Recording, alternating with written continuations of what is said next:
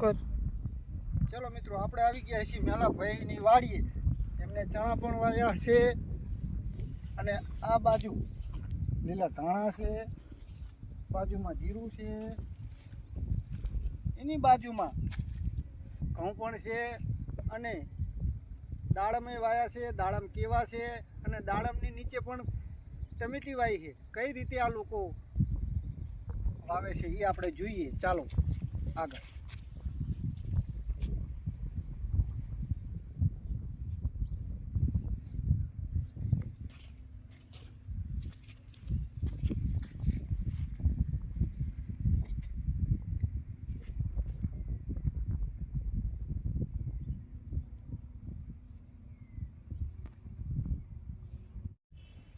આ ઘઉં પછી તમને હું દાડમ બતાવું, ટમેટી વાવેલી બતાવી દઉં.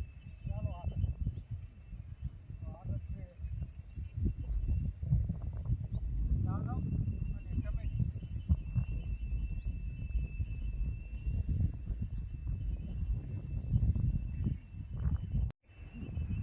હવે આપણે આવી ગયા છીએ દાડમમાં અને ટમેટીમાં. જોવાનું મિત્રો, ઉપર છે દાડમ અને નીચે ટમાટી વાવી છે. ટમાટર તો લૂમે ઝૂમે ચોટ્યા છે. વાહ મેલાભાઈ વાહ! આ રીતની આયોજન તો તમારું ઊંચા પાયે કહેવાય. તમારા ટમેટી અને દાડમ બંને છે. અને જો આ ટમાટા છે,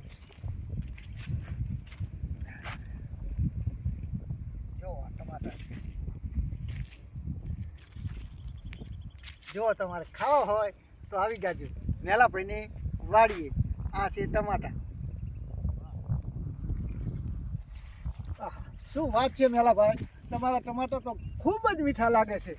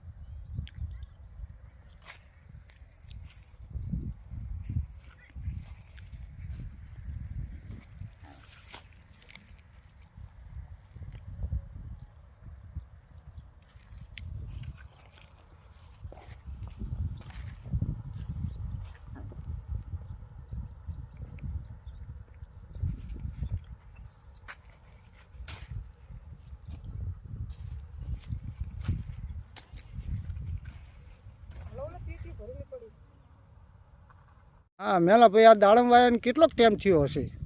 12 મહિના. બરોબર. અને કેટલા વર્ષે આ દાડમ લેવાના આવે? 18 મહિને ફાલ લેવડાવવાનું. બરોબર. ફાલ તોડવાનો ત્યાં સુધી આ ફાલ ટ્રીટમેન્ટ કરવાની. 18 મહિના પછી ફાલ લેવડાવવાનું. તો તમારે આમાં ઘણો ખર્ચો થતો હશે? ખર્ચો લાગે 300 રૂપિયાનો એક છોડે. બરોબર છે. એની અંદર શું વાવ્યું બીજું? બીજું આની નીચે ટમેટી વાવી, એ કેટલા મહિને વાવી? એમાં મગફળી વાવી હતી. હમ. અને હવે ટમેટા આવશે ખેડતા માઇકમાં. બરોબર. હવે કંઈ વાવવાનું નથી. હવે આને ટ્રીટમેન્ટ કરવાની દાડમની. બરોબર. આ વખતે તો દાડમ આવી જશે ને? 5મા મહિનામાં ઈથરાલ મારવાની. 6થા મહિનામાં. બરોબર છે.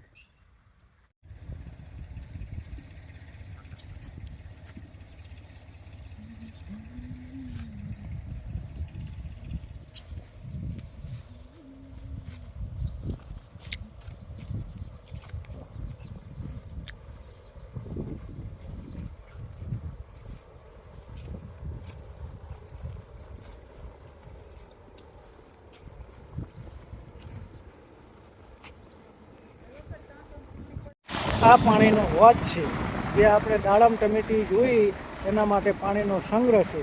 જો આ વોચ, પાકો વોચ બનાવ્યો મેલાભાઈ, જબરજસ્ત આયોજન.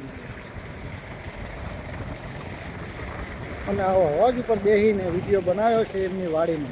તો તમને કેવો લાગ્યો, મેલાભાઈનું કેવું કામ છે તે અમને લાઈક અને કોમેન્ટમાં જણાવજો.